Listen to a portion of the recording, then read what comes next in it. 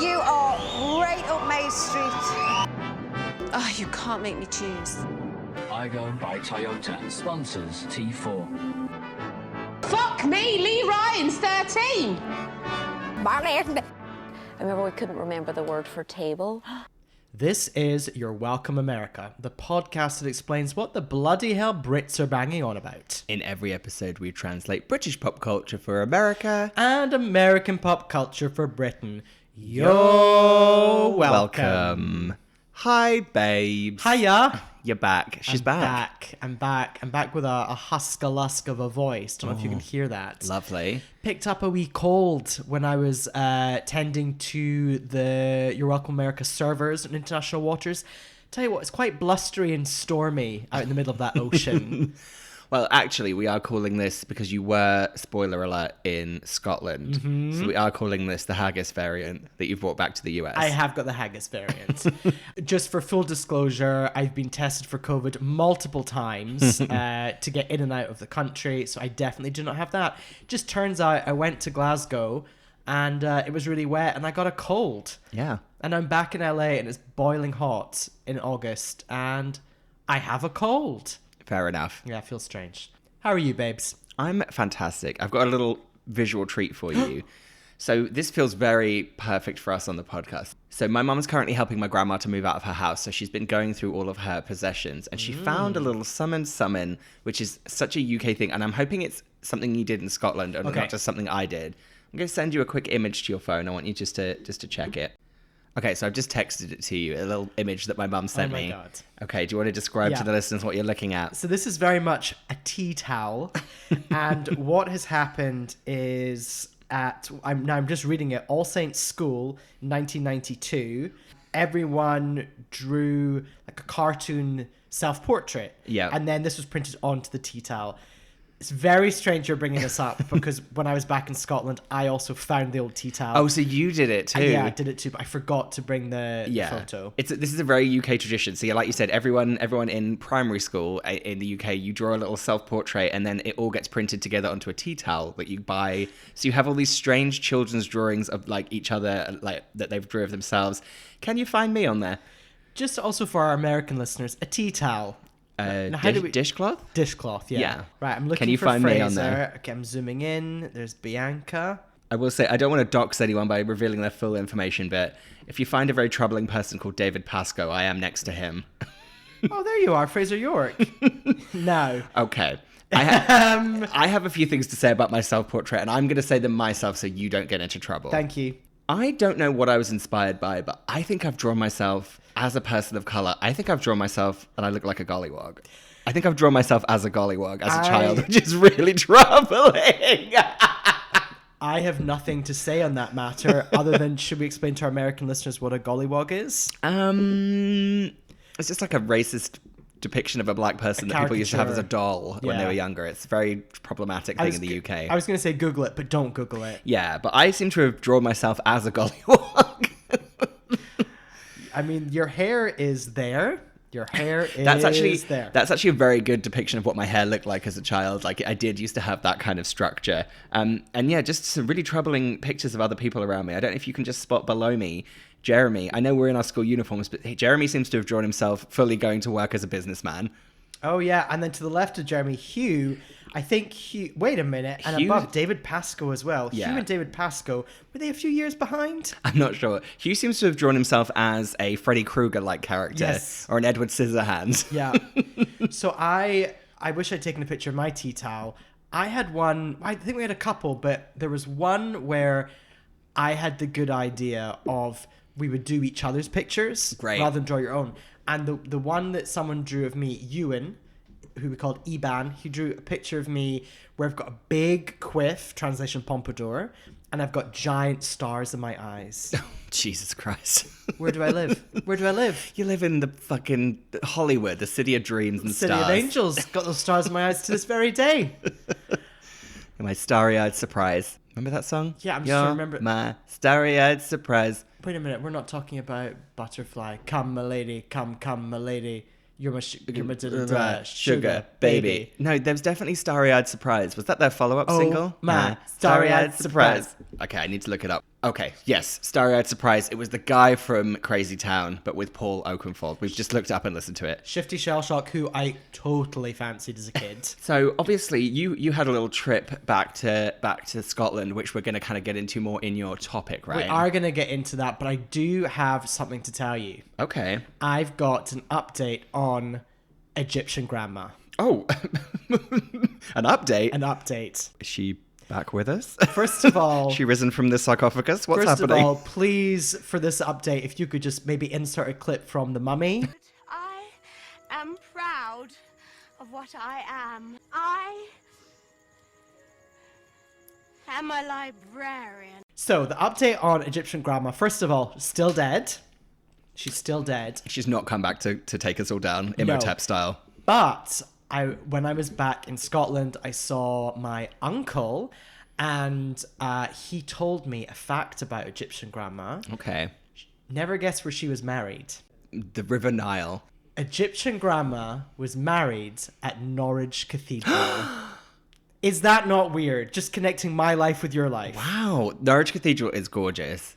Well, it was wartime, so I think it was just like a quick Norwich Cathedral, and then they're outside in their uniforms having a photograph taken. Wow. Norwich Cathedral is amazing. So even if it was quick, that's like a beautiful thing. Yeah. Wow. But weird connection. That is strange. Yeah. Also, found another fun fact.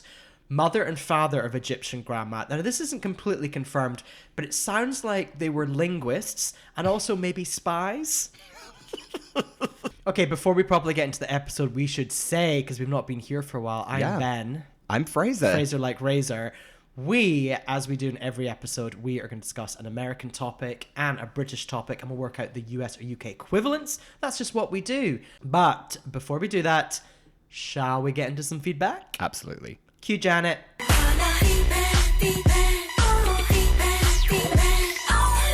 Right, feedback-wise, as ever, do get in touch on Instagram, on Twitter, via email. What's the email address? You're welcome America podcast at gmail.com, and that's you are the letters you are instead of YOUR. Thank We'd you. love to hear from you. What you got, babes? So I actually have a number of emails today. So Paige Gafer got in touch with us on the email, and she said, "Hello, just a quick email to let you know my initial confusion over your last podcast title. The two topics were Cheryl Cole and the Magic Castle." And she said, "I didn't know why you were doing two UK topics." And she said it's because she thought we were going to talk about the Magical Castle, which is the name of a kids' play area near where she grew up. Quite niche. Yeah, or as American would say, niche. And then she said, "P.S. The Magic Castle sounds quite cool as I'm a fan of magic shows." Well, let me tell you something, Paige. If you're a fan of magic shows, take yourself somewhere else because they ain't great. I've got a little Instagram here. Someone's got in touch with me directly on my personal Instagram. Oh, God. It is Thomas George Wilburn. He says, "Your podcast is iconic. Brings me so much joy." Oh, great. I know. And then he just said, "I'm going to be in LA in August. Let's grab a coffee." That, my friends, is networking. Wowzers. Mm-hmm. Might be hearing from him. I have a rebuttal to an email that Jason Mitchell has sent us. Uh-oh. He actually sent us the performance of Cheryl on Stand Up to Cancer when her vocals cut out. And I just want to let Jason know we did cover it, but unfortunately it got slashed in the edit. Yeah. It hit the cutting room floor. There was too much to talk about with Cheryl and I had to let it go. But it is an iconic performance of Cheryl's for the wrong reasons. Yeah, we also, as huge Cheryl fans, want to support her, thank you, Jason, and not dwell on that huffy, wheezy performance. Just to fill everyone in, her mic failed during a live Stand Up to Cancer. No, the backing track with the pre-recorded vocals failed in a live Stand Up to Cancer show, and so she just sounded like this.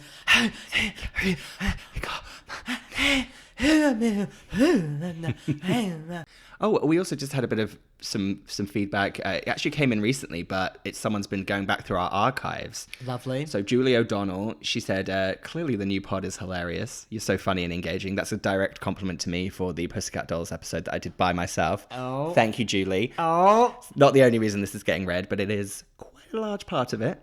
And then she said, "For some reason, I wanted to know what the manager lady from Totally Scott Lee was up to now." And she sent me Nicola's LinkedIn. Do you want to find out what she's doing? Fuck me, Lee Ryan's 13. Okay, so Roseanne McBride. Yes. She's looking really good in her profile picture. She's got a fun new blonde do. a funky frame, Oh, yeah. and some fun eye makeup. Now, just a reminder, Roseanne, who we referred to as Nicola, all the way throughout the show until like the final episode where it was revealed her name was Roseanne. She's currently the Senior Executive Support Manager at the City University London. So she's moved away from music and she's now in the education field. Well, she's educating people about music. Speaking of educating people about music, we do have our spin-off series at the moment. What's it called again? And I'm asking you just because we really ummed and ahed about the title of this, Your Welcome America Presents. So it's called Your Welcome America Presents Search for the Next Pussycat Doll, which is actually not the correct title of the TV show, which is The Pussycat Dolls Present Search for the Next Doll. But what we couldn't have was Your Welcome America Presents The Pussycat Dolls Present Search for the Next Doll. Got it. Cool. I 100% followed every word that you just said. We have that spin-off show going on at the moment. You're getting episodes every week. Frazer did episode 1 by himself because I was dealing with the server in international waters. Podcast nemesis Michael came in for episode 2. Don't worry, he's not coming back. Oh. I'm going to be in episode 3, and I'm not going to do any advanced... I'm not going to look at episode 1 or 2. I think you're going to be fine. Am I going to be fine? I think you're going to pick it up. Okay, cool. Shall we get into the episode? Yes.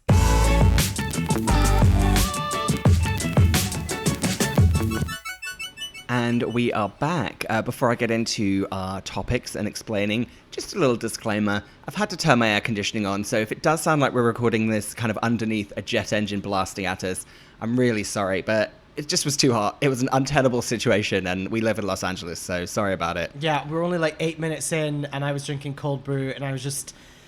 the temperature was rising. Yeah, I was wilting. So if anyone wants to, give us some money, we can go to a professional studio. We'd love to. Anyway, so in every episode we have a British topic and an American topic, and we will discuss it and work out the equivalent. So Ben is up first with the UK topic. What do you got for me, babes? Shocker. Well, you know what I've got for you. Oh, yeah. I've been home. I've been to Scotland. I've been to Glasgow. So my topic today is the city of Glasgow. Ooh. Thoughts on Glasgow quickly at the top? It's a city I've never been to. Understood. I don't cross my little toesies over that Hadrian's Wall. Not interested. Refuse I'm to. not going to. So I'm gonna be educating you today. Just gonna give you Please some do. basic facts. The Greater Glasgow area has a population of 1 million. There's a river that goes through it called the River Clyde. Also, there's a radio station, Clyde 1 FM, and the river had lots of industry on it, including shipbuilding. It's the biggest city in Scotland, but it's not the capital of Scotland. That's Edinburgh. Or Edinburgh if you're from the US. Edinburgh. We won't get into that. Edinburgh. Sometimes they call it Edinburgh, don't they? Yeah, they do. Edinburgh. Oof. And it's always in Glasgow. Glasgow. And recently, some fun facts about Glasgow. A lot of movies are being shot there at the moment. Yes. Including The Flash, Batman, and Indiana Jones. Yes. I've definitely seen Harrison Ford knocking around the streets of Glasgow, which is a very strange thought. Imagine just seeing Harrison Ford. In fact, I think I saw a girl on Twitter who had posted that she was really drunk on wine, and she had a picture of her, like, it was like Harrison Ford almost next to her being like, because she was really drunk. And then she'd said she'd woken up in the morning and she's like, oh my God, I think I accosted Harrison Ford last night. It's very funny. I would love to just see Harrison Ford just dealing with a real Glaswegian. Because I should say, if you're from Glasgow, you're a Glaswegian. Yeah. Or you're a Ouija. Ooh, a Ouija. It's kind of like... Ouija. Ouija. All right, you got your Ouija pal. Anyway, general vibe of Glasgow. So Edinburgh is the capital. Yeah. It's a bit posher. It's a bit up itself. People in Edinburgh always say the best thing to come out of Glasgow is the road to Edinburgh. Fuck them. Wow. Glasgow's a little more rough and ready, and I think a lot more fun. Surprising you're not from Edinburgh then. I know, it is weird, isn't it? It is weird. It is straight. I'll give you that. Feels like you should be from Edinburgh and I should be from Glasgow. Turns out I'm actually a man of the people. Wow. And I'm actually, This is what's happening on this episode. Okay, Yeah, she's tables getting it have back. turned. Now, before we get into it, famous Glaswegians. Of Yes, course, please. we've got Lawrence Chaney. We've got Billy Connolly. We got Lulu. What about Darius Dinesh? Where's he from? Yes. Is he from Because- Glasgow? Nah, I'm gonna give you the perfect thing about Darius Dinesh. His brother actually went to my school. Right. So it would always be like, oh, well, that's Darius's brother. Yeah, no, I knew him at school. He was a few years older. What's his name? I can't remember. Daniel Dinesh? I cannot remember his name. His brother went to my school. Now, before we properly get into it, do you know what, babes? I'm going to have to get a COVID test. I'm going to have to get my little paper vaccine card. Yep. And I'm going to hop on a plane to get to Glasgow. Oof. What did I do in that plane? I watched some movies. Okay. How many did you watch? I watched 3 movies. 3 movies on the way there, no movies on the way back because I'd watched the good ones already. Okay. Am I going to be able to guess them? One of the movies stars Kylie Minogue. You watched San Andreas. Correct. So What a difficult. I would not be able to watch that on a plane. There's too much peril. but it's so CGI that it's like my mind's not even tricked into feeling Right. like anxious or anything. Now that movie, strangely, we've talked about so much because of the Kylie Minogue scene, which Yep. I've watched before, and then when we went on a staycation the other week, we watched half the movie. Yes. While we're That's what I was just the thinking. staycation. I was thinking I've just seen San Andreas and it was with you. yeah, but we didn't watch the whole thing. Right. So I basically finally watched just to piece together the Kylie scene and the stuff that we'd watched. Right. I watched that. I also watched a movie by Nancy Meyers. Can you guess what it is? Something I've never seen before. It's complicated. The Intern. Oh, right. The one with is that the one with Robert De Niro and Yes. Anne Hathaway? Yes. How was that? It looked ghastly. It was fine. I don't know if the whole story had any point. It didn't really go anywhere. I don't think Nancy Meyers ever really has to have a point. I think it's always just like, isn't this nice? Yeah. I think that's the point. Like, oh, have a nice cup of tea and get cozy with Nancy. And then finally, I watched The Great Gatsby movie. Oh, Jesus. My eyes have never befallen on that piece of celluloid. Well, I got confused because I kept thinking it was the picture of Dorian Gray. So in my head, I was like, when's there going to be that portrait of Leonardo DiCaprio? Where is it? They haven't brought that out yet. Why did you think it was the portrait of Dorian Gray? Because it's both Oscar Wilde, isn't it? The Great Gatsby's not by Oscar Wilde. I can't remember who it's by, but I know it's not Oscar Oh, wait, Wilde. it's F. Scott Fitzgerald. Yeah. Same. So you were really confused. I was really confused. Especially the picture of Dorian Gray set in like the Victorian era, and that's still the the wrong. Great Gatsby's in like the 20s with Fergie singing that song. So that movie was as good as I thought it was. Oh God! my God, Didn't that have like wasn't every song in that like a 20s version of a pop song? Wasn't like didn't Oh yes. and Beyonce did Crazy in Love, Yeah, but like a jazzy version. Because Jay-Z was like the executive producer or something. Oof, my goof. Do you remember the Fergie song? No, what was it? A little party never hurt nobody. Oh my God, was she in it? She wasn't. Again, no picture of Dorian Gray and no Fergie. Well, So back then there was such a thirst for Fergie. Honestly, 2 for 1. Thirst for Fergie. That Thirst sounds for like Fergie. I don't know. Is that our band name? Sure. And we just do covers of Fergie songs. One of us is dressed as Fergie, another one is dressed as Sarah Ferguson. Sarah Ferguson. Thirst for Fergie. Oh, what about a Halloween costume where it's Sarah Ferguson dressed as Fergie? Wait a minute. Those 2 people are the epitome of what this podcast is about. They really are. They are the You're Welcome America. They're like our symbols, our motif. So you're saying that when we do the live show and we sing I Know Him So Well standing back to back, one of us is going to be Sarah Ferguson, one of us is going to be Fergie. 100%. Okay, fine. Back to Glasgow. I landed there. I'm going to get into some very specific subcategories, I would say. But before we do that, one thing we've got to say about Glasgow is everyone is so nice. Oh, really? Oh my gosh. Like when I was returning, I had to do another COVID test. I sat down, had a wee chat with the man, and he was like, "Oh, do you know what? Where are you going?" It's like, "Oh, Los Angeles." "Oh, you live there?" I was like, "I do." He's like, "Do you know what? Me and my wife, we once won a competition to go to Los Angeles. We gave it to my daughter." And I was like, "That's so nice of you." It's a lot of that going on. Right. But on the flip side, it's the UK, so customer service doesn't exist. Of course not. So I went into a florist Yeah. to get a bunch of flowers for my friend because I was having dinner with her. And it's about 5 p.m. I go in, and there's flowers everywhere. Just Google image search florist, that's it. I go in, I'm like, "Oh, hi, I want to get some flowers for my friend." And the lady said, "Well, I mean, we are closing, so I don't know." And I was like, I'm so confused.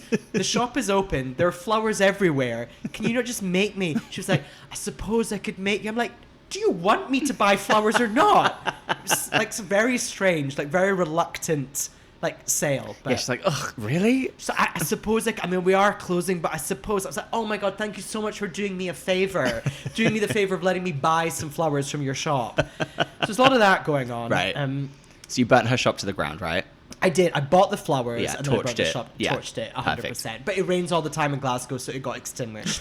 I should say it did rain every single day I was there. I did send you a video, didn't I? Oh, that video was so nice. Ben sent me a video of him sitting in the car, waiting for the rain to stop, and it was the most UK, like, it actually felt like my childhood. It was the sound of rain in a car with the windshield wipers going, and I was just like, oh. Yeah.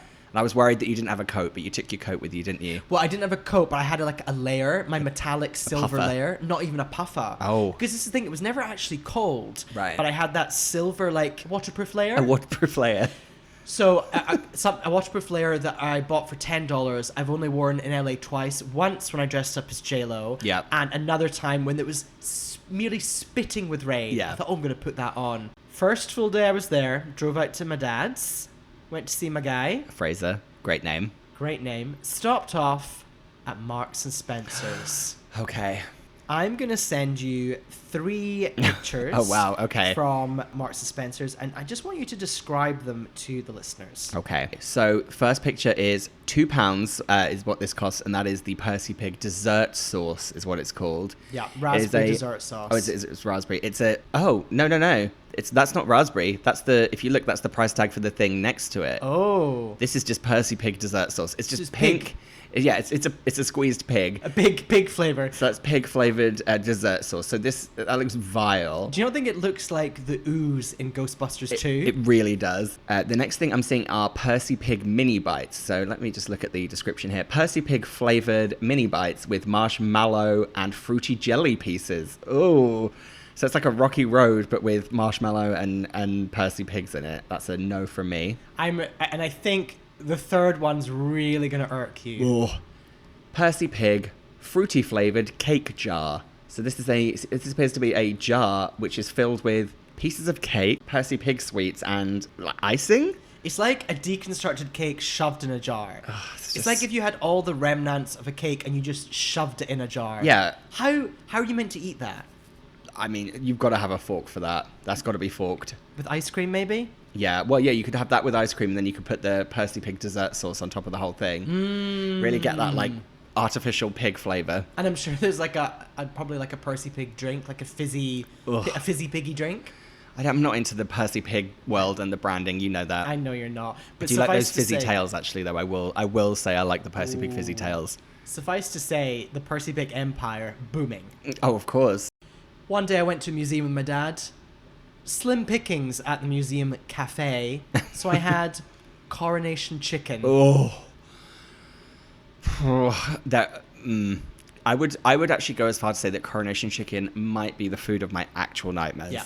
Can you describe it to our American listeners? Now, I believe coronation chicken is cooked chicken in a mayonnaise and curry flavored sauce. But there's something else just bobbing around in that What? mix. Isn't it like sultanas or raisins? Yes, there are imagine if you mix sultanas, raisins, curry sauce, and chicken together. You got yourself a coronation chicken. But I was in, and it was made, the recipe was created for the Queen's coronation. Yes. Other things I ate while I was there was a lot of soup and sandwiches going on. You know, it's like a drizzly, really rainy day. Yeah. We're just going to pop in there, get soup and a sandwich. Did you go to a Pret?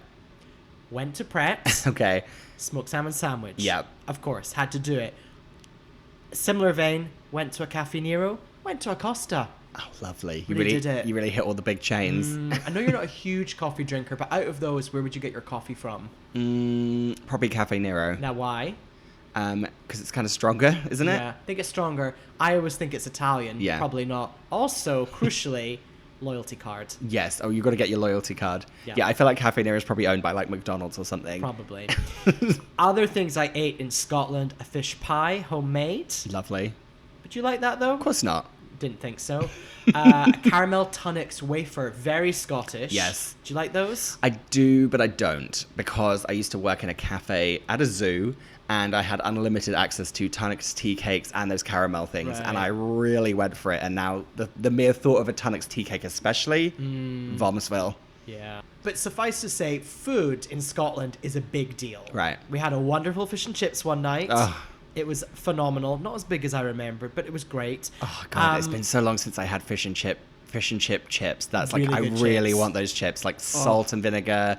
Oh, There's also a large Italian community in Glasgow. We went out for pizza one day.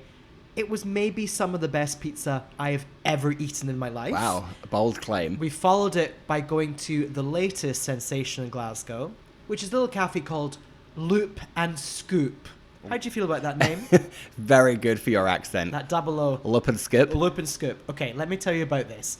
Loop and Scoop is where you go, you get a loop of churros, and you get a scoop of ice cream. Okay. Lines around the block. Oh, well, I can imagine. There are two of them, and I tell you, every time I drove past, lines down the street. What loop did you have and what scoop did you have? Well, I don't love a churros. Yeah. So I've been ruined by Spain because, you know. Of course, of course. It's like me and paella. Can't have it outside of Spain. Well, why would you? Wouldn't. Imposter. Have it in the beach. Paella on the beach. What do you mean paella? Of course. That hot sun baking down you while you eat a piece of seafood. It's the evening. We've had a lovely day in the beach in Spain. We've had a gin and tonic back at the villa. We're all a bit slightly pink. Right. We've got lots of gorgeous pink like that prawn in the paella. Exactly. We've got aloe vera on us, and then we toddle down to the beach restaurant. It's the evening. Right. And we have a paella, and you watch the fishing people, and they're all doing that and everything. Yeah, the way you'd worded it, I was picturing the midday sun beating down on you while you ate hot rice and fish. On the beach. Something crunchy. Oh, that's just the sand. No, it's grit from the oysters. It's fine. So I didn't have any churros, but I did have a scoop of raspberry ripple ice cream. Oh, how do you feel about raspberry ripple? I think in our personal life have discussed how much I love raspberry ripple. Raspberry ripple, not a flavor you see in the States ever. Oh, no. It's too subtle. It's maybe, I was going to say maybe it's too sweet. No, it's too subtle. Theirs would be called berry blast. And it would be just berries blasting in your face out of the container. Yeah, raspberry ripple, just a lovely, maybe a vanilla with ripples of raspberry sauce. It's almost marbled into it, isn't it? So you're just eating and then you hit a little kind of vein of raspberry. You're like, ooh. It's funny you say that. I've definitely been in West Elm and seen a coffee table with a marble surface and thought to myself, that looks like raspberry ripple. Oh, I'd love to get a raspberry ripple coffee table. Oh, lovely. Gorgeous. I'd like to know, while you were kind of out and about, in the shops, on the streets, in the restaurants, who was the most Scottish person you overheard or met? Because the reason I asked that question is because where I'm from, the county of Norfolk, city of Norwich, it's a very distinct accent, and every time I go home, I love to hear the most Norfolk person. And the last time I went home, I was in a kebab shop, which is where people buy kebabs after a night out. Yeah. And this girl, she literally said, "I want to have a kebab," and that's literally in our. Do you want to have a kebab? And she's still the most Norfolk person I've heard recently.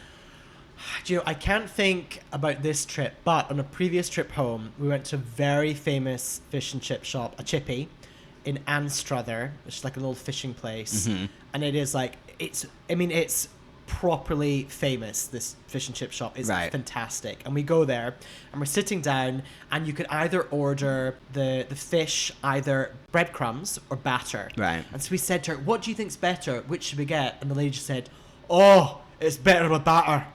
We're like, perfect. Better batter. Oh, also, when I was ordering fish and chips, I was picking it up from my friends, and one of my friends said, oh, can you just send me on WhatsApp? Of course it was WhatsApp. Can you also order a pickle? And I was like, oh, okay. So I thought, in the States, a pickled, what is it in the States? It's a gherkin? No. What do we call it in the States? A pickle. A pickle. Yeah. That's what I was so confused about. It's a gherkin back at home and a pickle here. So I just said to them when I was ordering, I was like, oh, and a pickle. And I thought a pickle was going to come. And then I get home and unpack the bag.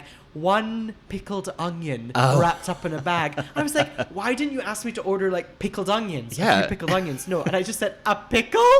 One pickled onion in a little bag.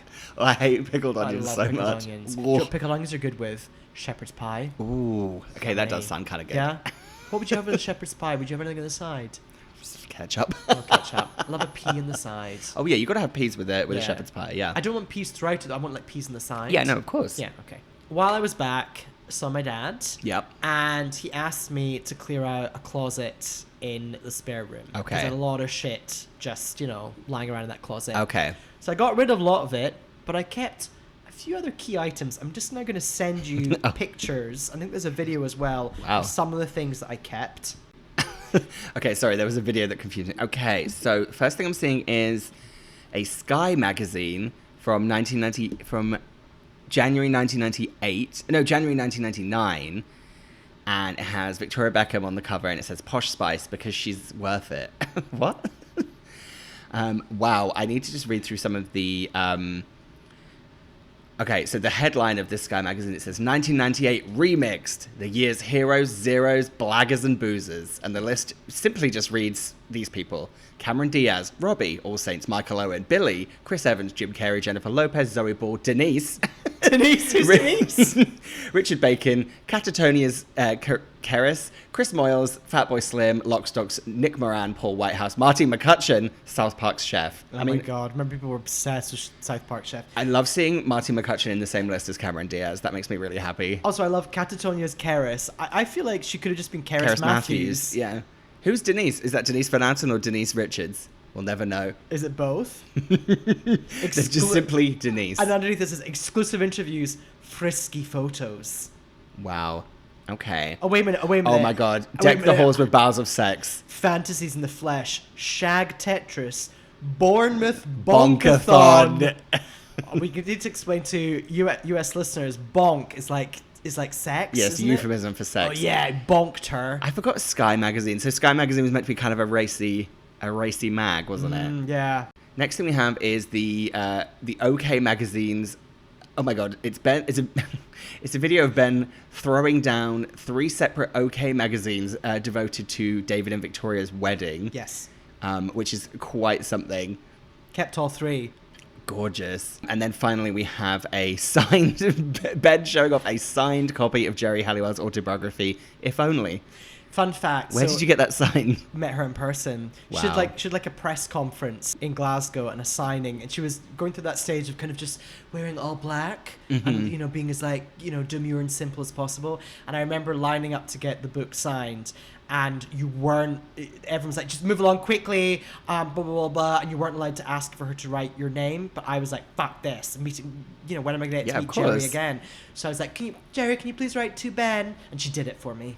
It's lucky you've got a good name, though. That's like Easy. Ben, Ben, done. She can do that quick. Exactly. I'd be there all day. So I did throw out some like family treasures, but I did keep those things. Did you bring them back with you? No, I didn't. You should have done, you fool. Imagine how nice they'd be if you could frame them. You could uplight those OK magazine covers and like uplight them. Oh. And you could have a motion sensor so that every time you pass them, beginning of Not Such an Innocent Girl would start.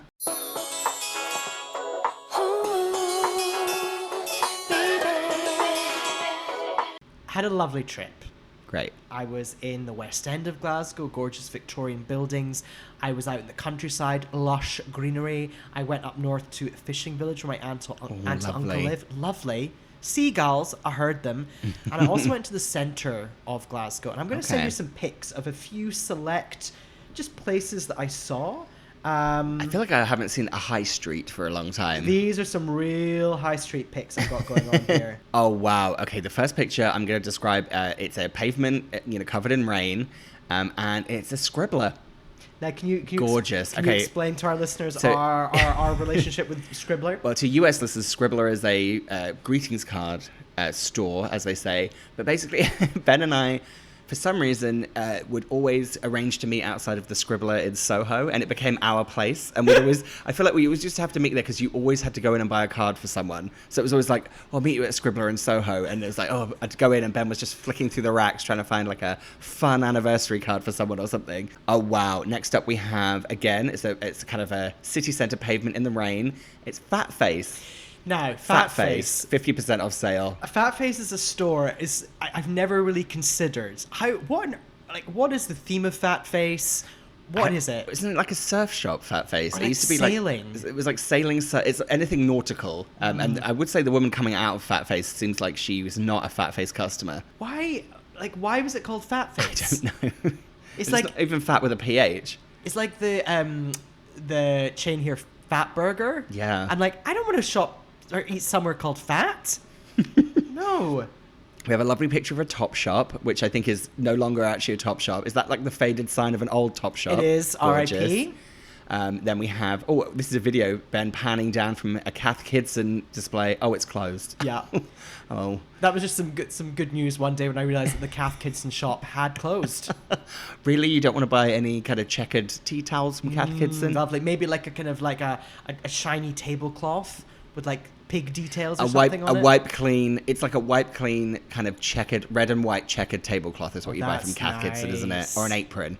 I also stumbled across a few different restaurants as well, and I'm going to read them to you in a Glaswegian accent. Perfect. Hip. There was an Italian called Andiamo. That's Andiamo. Amarone Pizzeria Ristorante. That's Amarone Pizzeria Ristorante.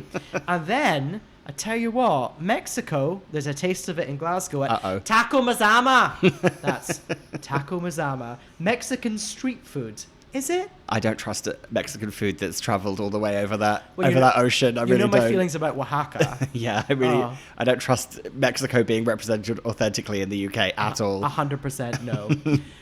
That was my trip to Glasgow. Lovely. That was my first time back in 2 years in Scotland. It was interesting being back because I think because I haven't been able to go, it felt so different to me. Yeah. I don't know, it just felt really, and the fact it was raining every day and everything is so green, which is such a sharp contrast. I was about to say, it's such I feel like I'm like your auntie asking this question, but it's like, was it really lush in comparison? Because we're so used to the arid landscape that we live in LA. The arid moon landscape that we live in. When you're landing in Glasgow, you're like, am I landing in a rainforest jungle? Because everything is so lush and green. Yeah. But it was absolutely lovely being back. I'm so glad I went. And full disclosure, I could go because I'm fully vaccinated. Do get yourselves vaccinated. I did all the COVID testing and everything, so it's all legit. But that was, my first visit in 2 years. Wow. So it begs the question, what is the US equivalent of Glasgow? Okay. Now, you've never been to Glasgow, but from everything I've described to you, any thoughts? Well, there's that kind of like this might be a little harsh, and I'm concerned that this is not going to be... Are you going to say Detroit? I was going to say Detroit, yeah. I knew you were going there. Just because Detroit has that kind of industrial flavour of Glasgow, it also has the kind of tough kind of economy since that industry left. Yeah. But then I also think that Detroit has had like a real kind of revival, and there's some like really gorgeous parts of Detroit. So okay, that's pretty fair. Yeah. I was going with Chicago. Okay. But I've never been to Chicago. And I've never been to Detroit or Glasgow. I was thinking Chicago for a minute, but then I thought everything I've heard about Chicago is it sounds really nice, but I don't know if there's enough kind of weird personality that Glasgow's a very specific sense of humor and accent and personality. I think Chicago sounds lovely, but might be too bland. Right. I don't know. But then I worked it out. Okay. So as we said at the top, Glasgow, lots of movies are being filmed there, including a little movie called World War Z. Okay. That's right, a zombie apocalypse movie. Where we're going to film it? We'll just film it in Glasgow. So that is meant to be Philadelphia. So I'm like, actually, I do think it is a Philadelphia. Again, another city I've never been to. I've been to Philadelphia. Have you? Yeah. When did you go there? I've seen the Liberty Bell. What? Yeah, I've been to Philly. I've had a Philly cheesesteak in Philadelphia. And also Philly cheesesteak. Yummy. Yep. Fatty. Glasgow. Yep. Okay, I'm with you on that. Yeah. I went to Philadelphia when I was 18. Oh, and that trip that you occasionally refer to. Yeah, I was in Philadelphia. Like I said, I saw the Liberty Bell. I saw, I think I went to a department store. I don't really remember. The time I went to Botswana in Africa. Oh my God, please. Anyway, that decides it. The US equivalent of Glasgow is Philadelphia. You're welcome.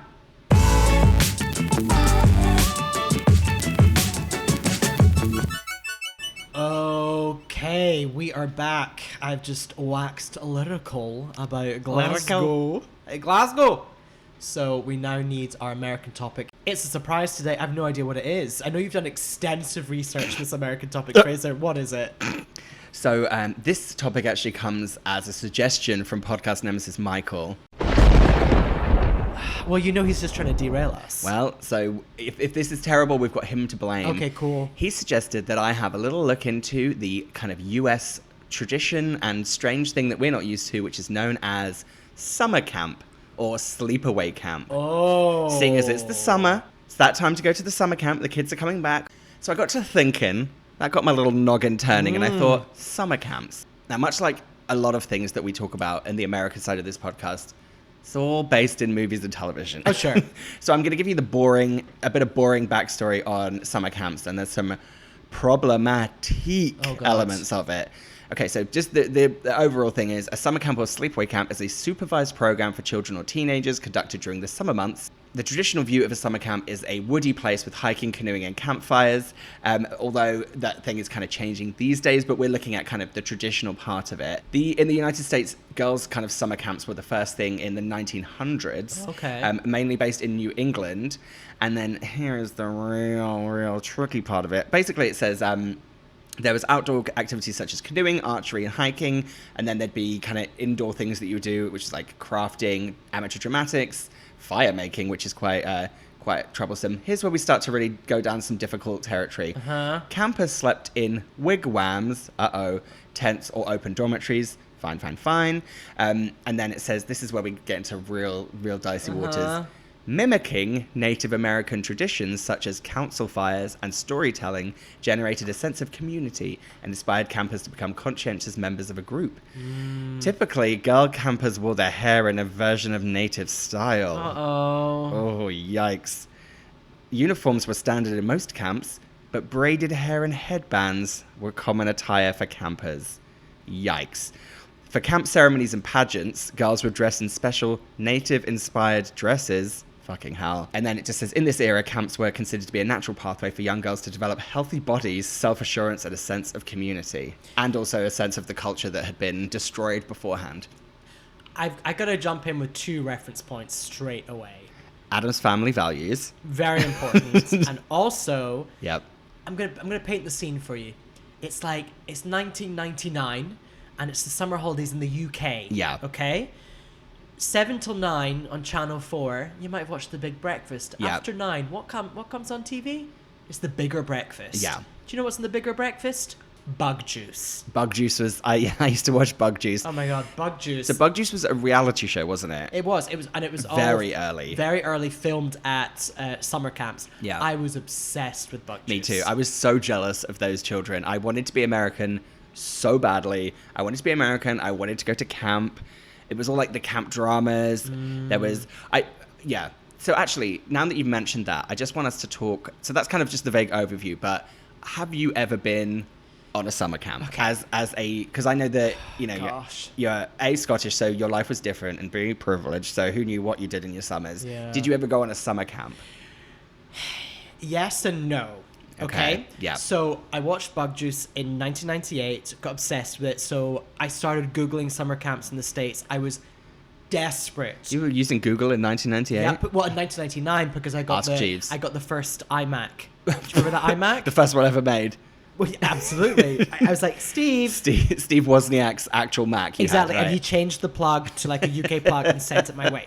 So I had one of the original iMacs, and I got on the internet, and I was just searching for summer camps. Yeah. I was desperate to go, and I remember like printing out the thing and saying to my dad, "Can I go?" And he was like, "Wait a minute, how much is it?" And it was thousands of dollars. It's like, you're not going to that. So I didn't get to go to summer camp in the States.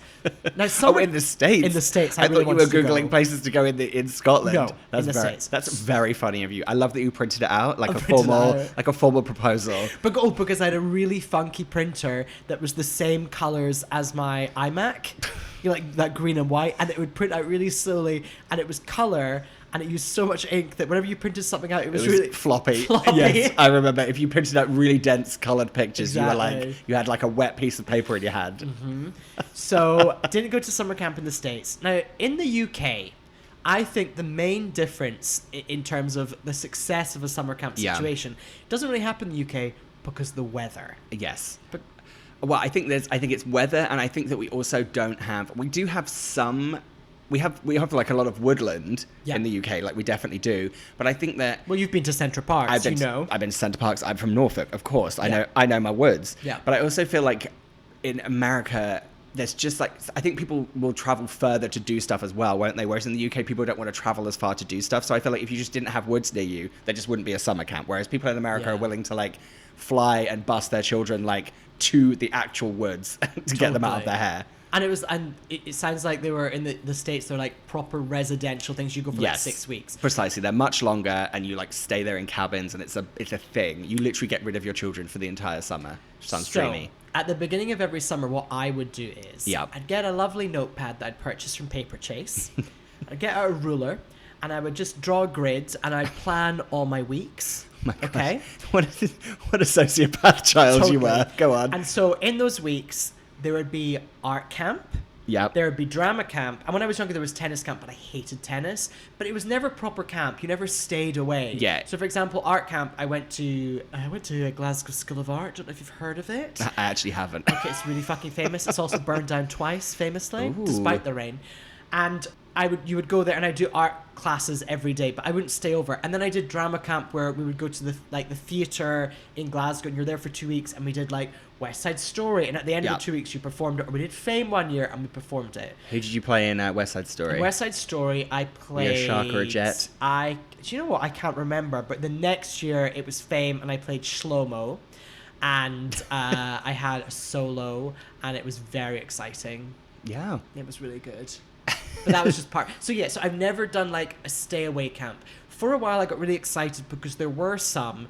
Oh my God, PGL. Do you remember PGL camps? No. Oh my gosh. I don't think we had them in Norfolk. PGL camps. So they were like summer camps, but I never did it. PGL, and everyone always just said the acronym was Parents Get Lost. What did it actually stand for? I can't remember. But there were PGL camps, but I didn't do it. But then there was also like a Christian camp. And I thought, oh, it's going to be like summer camp. And I wanted to get my friend to go to it. But he was like, I'm not going to go to a Christian camp. And I was like, oh, fair enough. So yeah, no camping for me.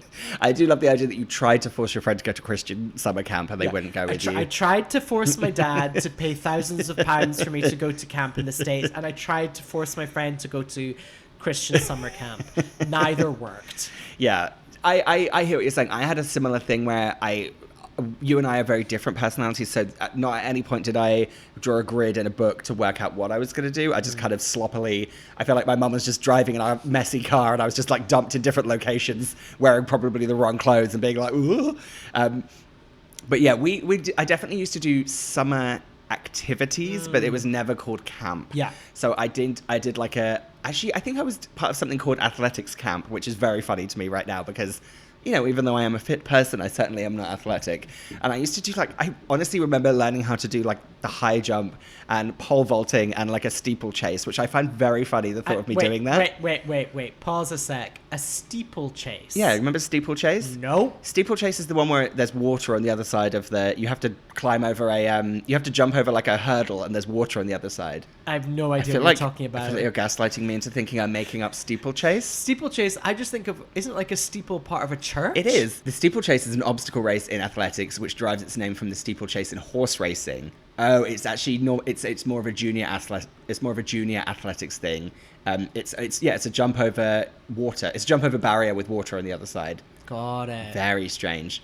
Wait, were you good at those things in your youth? Well, I was very, very short because, as you know, famously, I didn't go through puberty until I was 18. I didn't know that. Oh, you didn't? No. Oh, I literally went through puberty at the age of 18. Okay. So I was like very, very short, and kind of rotund because all of my body weight was still squashed down.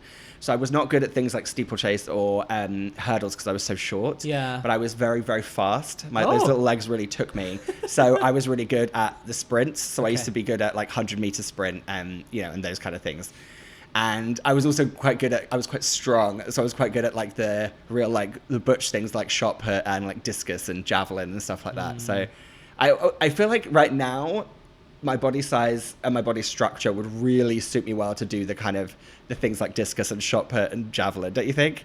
I could see you doing that. I'm definitely not like a slight runner anymore. I'm like a big hefty person that could throw things. I could see you like hurling around a shot put and like your face when you do it as well. In fact, remember when you and I did the Spartan race together and there was that thing that was like the world's strongest man. Remember you had to pick up that big giant concrete ball from the ground? I couldn't do and that. You were like, I'm not doing it. No.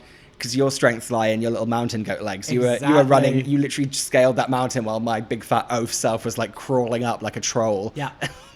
Yeah, upper Like a body. mountain ogre. Upper body not strong, but together. Yeah, if we What a fused, team. we fused our talents together. So wait a minute, if you went on my shoulders. Yes, exactly. That's what it would be. Okay. Yeah, we'd be like a hot, weird reverse monster. Yeah. The big person on top. But these leggies underneath. So yes, I did athletics camp, and then I also used to do a thing called Drama Week, which I love the idea that it's just a week of drama. We didn't put on a production. We were just like, oh my god, you never guess what like Cheryl said about you. What a bitch. It's Drama Week. Someone just came in and stirred up shit. Yeah, just like- every day it was a new person. Yeah, exactly. Wait, none of these situations you stayed over. No overnighting, but we had Drama Week, which is a local amateur dramatics group I was a part of, and that was a week where we would rehearse, stage, and put on a play in a week, and they were really ambitious musicals, and I'm not quite sure why we just did them in a week, but it was Drama Week. And let me tell you something.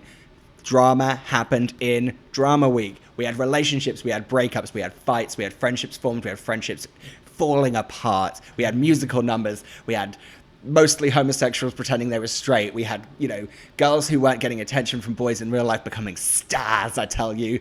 All that shit happened in Drama Week. Well, it sounds exactly like my drama camp as well. Oh.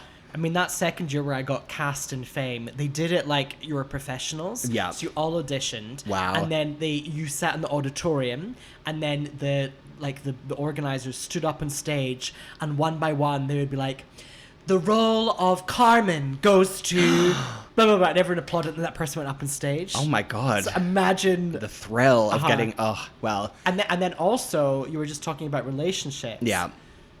The end of my 2 weeks leading up to that performance of Fame, I'm Yeah. Gonna Live Forever, I formed a bond with a girl, Oh. and I didn't quite know. I would say she was the last girl that I thought I could be attracted to. Okay. And what happened was, we finished the show, applause, applause, applause. The curtain came down, we looked at each other, and we just snogged our faces off. And then the curtain went back up, and we're like, oh! Oh, like in Love Actually. Is that like in Love Happens to Actually? Martine McCutcheon and Hugh Grant. They kiss backstage, and then the curtain comes up, and everyone applauds them. Just like that. Gorgeous. I know. I had a kind of a similar situation with a romance where I was in one of the Drama Weeks. We put on Bugsy Malone. Perfect. Now, as you well know, I'm from a place where everyone's white, and I'm not. Uh-huh. So what role did I get cast as in Bugsy Malone? That's correct, the black caretaker Fizzy.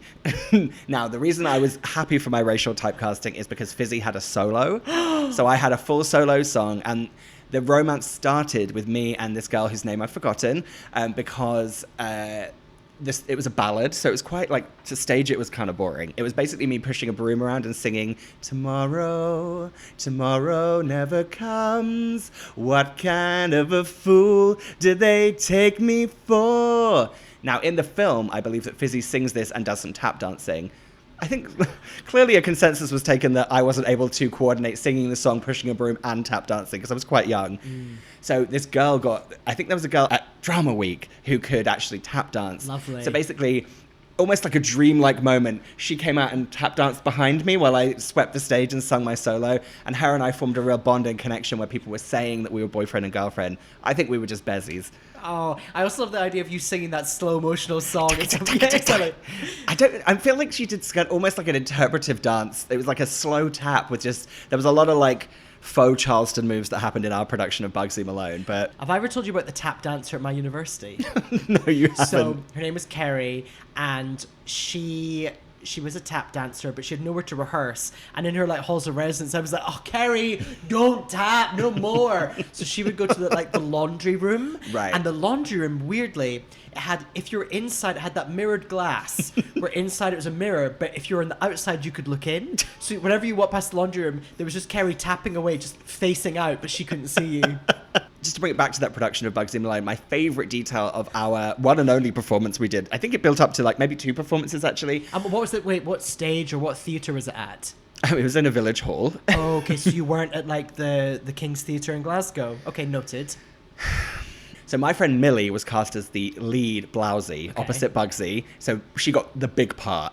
Basically, just before her big solo, there was a moment where she comes in to do an audition, and in the play she does an audition, and that's her solo. So she had to hand the piano player her music, and she was really handing this guy Chris her music for him to play the song. And unfortunately, she fell off the stage while she did that. And the problem, what we've done is we've done some really fun staging. So at the front of the stage were some tables and chairs because it was the speakeasy, and there was some minor cast members sitting at those tables drinking lemonade with food coloring in it, which we pretended was sarsaparilla. And unfortunately, Millie fell from the stage onto those tables and splashed all the sarsaparilla everywhere. And the best part is that her dad was in the audience, Ken. Shout out to Ken. And Ken had been asleep up until that moment. And the moment he woke up to see his daughter solo was the sound of her crashing into the tables of the sarsaparilla. Did she recover? Let me tell you something, Ben. Millie fell to the ground, knocked that sarsaparilla everywhere. She stood right up, walked up the steps of the stage, and did the solo performance that she was meant to do. That is a fucking professional. She is a pro. She is a pro. That's truly, she still says to this day, she doesn't know how, she had a strength as a child that she does not have as an adult. She doesn't know how she did it. But you don't think, as kids and then teenagers, maybe early 20s, there is just that blind confidence. Completely. But so, we've really diverted down a path of just theatre and Bugsy Malone, but... Oh, what a time. So that was my summer activity. Now, I'm going to just tell you about a traumatic week that I endured, which felt like summer camp because it did involve staying away. Okay. So at my high school, translation secondary school, whatever you want to call it, so from 11 to 16, we did a thing at my school, and it was the final week of term. So basically, just before you left for the summer holidays, the final week, instead of it being school, it was called Activities Week. Yes. Now, even just saying the word Activities Week, my stomach begins to churn with anxiety, and Really? I feel like I want to die. Because basically, in the run-up to Activities Week, it was a big deal. You'd have to pick what activity you were going to do for Activities Week. Okay. So, what are the options? So the options were very varied. So it was and the thing is your parents had to pay for the activities. So there was also a whole layer to it that I didn't realize at the time. Yeah. So some people would be like, I'm going to go skiing in Activities Week. So the school would take a group of people skiing in France. Or there was Activities Week where it was I love nature, so I'm going to do the Nature Activities Week, which was you would go to the Norfolk Broads where I lived and look at butterflies, I guess. Okay. I found Activities Week incredibly stressful because I didn't want to, because I hated school and I was very uncomfortable in myself and I didn't want to spend any more time with people. I don't know what happened. I don't remember what I did for any other Activities Week. There's just one that stuck in my head. Well, I decided to go to a little town in Cornwall called Bude. So let me tell you about this horrendous week that I spent in Bude. So, wait, just before you tell me. Okay. Did you have to sync up with your friends? That was the thing, is you had to make sure you were aligned. You had to find out what your friends wanted to do. So Yeah. there was a lot of talking on the phone to friends. There was comparing Activities Weeks. And then obviously, like I said, that kind of hidden layer that I didn't realize about where I'd be Yeah. oh, my friend James is going skiing. Why can't I do that? And my parents were I can't really afford to send you to that. No, it's fine. Okay, so I decided I'm going to go to do Activities Week in Bude in Cornwall. Which sounds lovely. Which sounds fun. It was lovely. We would all stay in this big dormitory, and then we would do things hiking and climbing and all this stuff.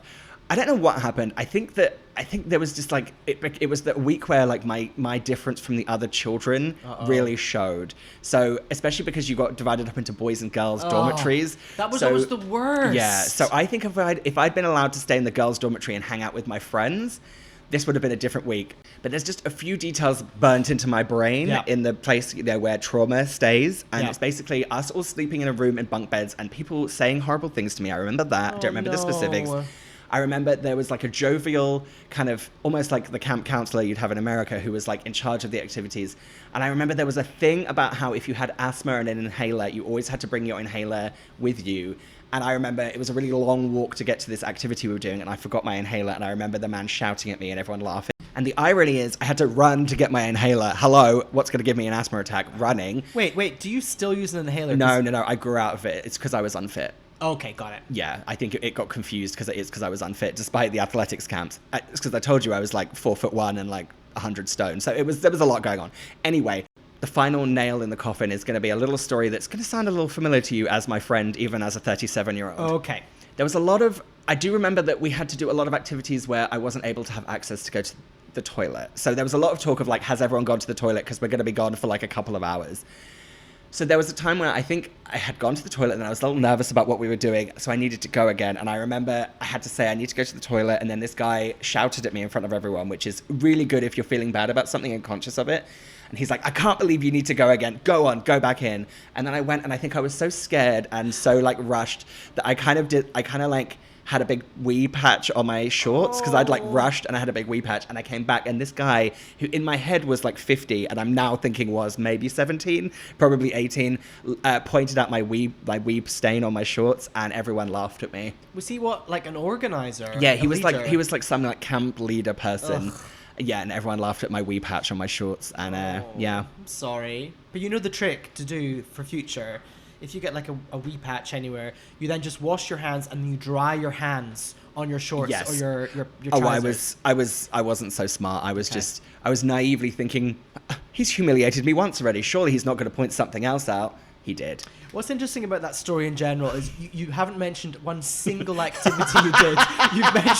You've mentioned the accommodation, you've mentioned humiliation, and you've mentioned the toilet situation. In my asthma pub. Yeah. Exactly.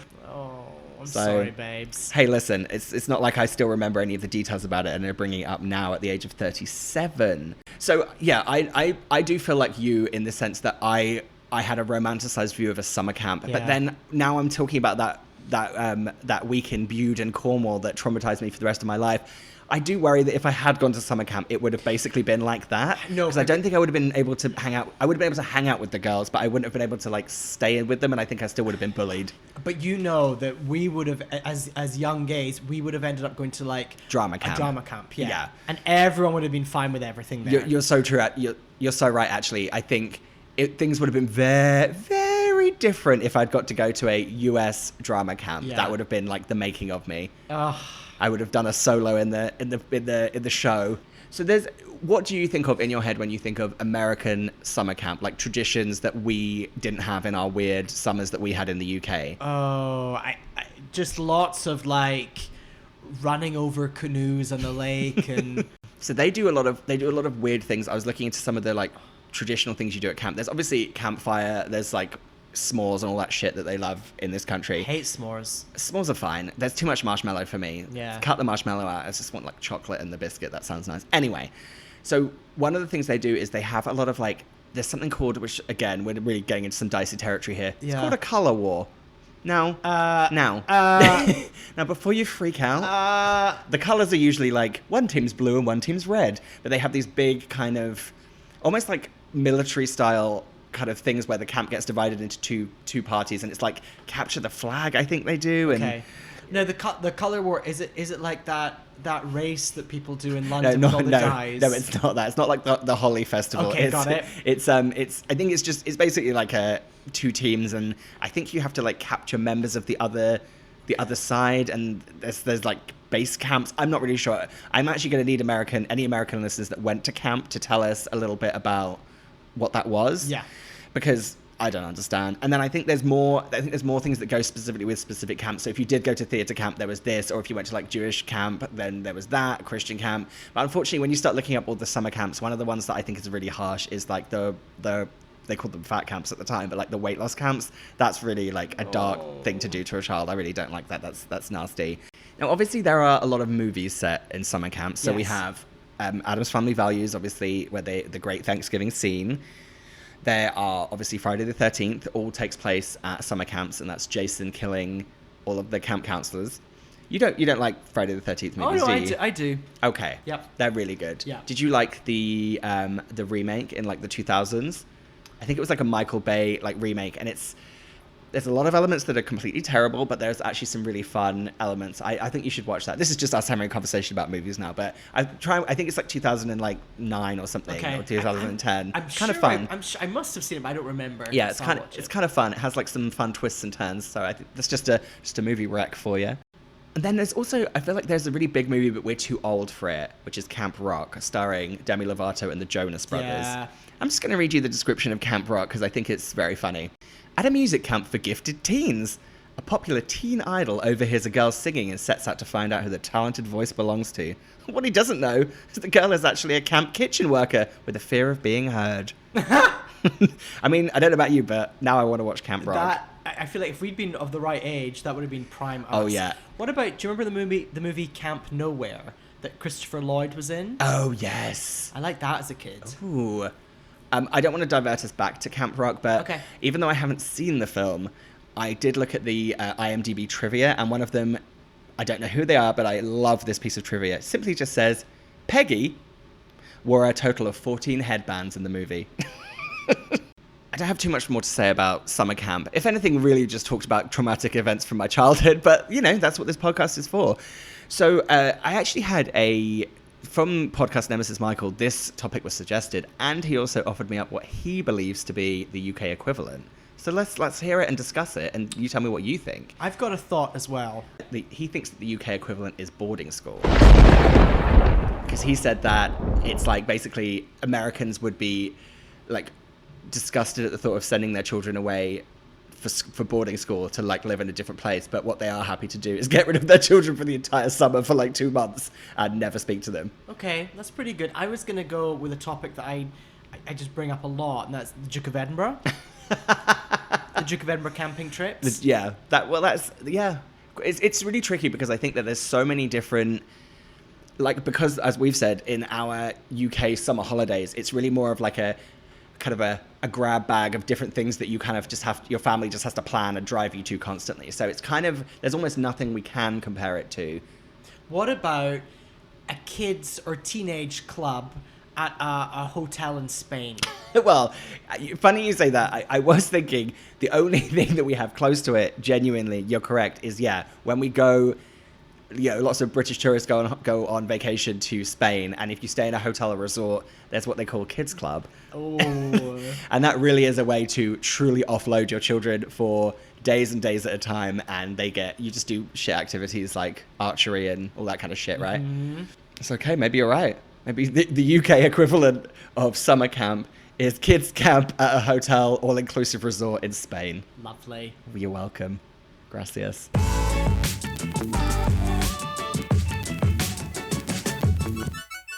So that is us. Yeah. Well, we're not going to do Welcome or Not Welcome this week because that was a bumper episode. Yeah, that was Percy Pigs and childhood trauma. Oh. That would be the subtitle of this episode. Bugsy Malone go-go. So thank you so much for listening as ever. Please get in touch on our Instagram or email on our Twitter. As we said before, the Pussycat Dolls spin-off show, Your Welcome America Presents, is up and running every week. Yep. Do enjoy that. Please join me with wearing your latest Baker Boy hat and waist belt for that one, please. So as they might say in Glasgow, right, that's you. That's how they just end things. And that's you. Right, that's you. And I just want to say thank you and you're welcome. Bye. You are right up my street. Oh, you can't make me choose. Igo by Toyota sponsors T4. Fuck me, Lee Ryan's 13. I remember we couldn't remember the word for table.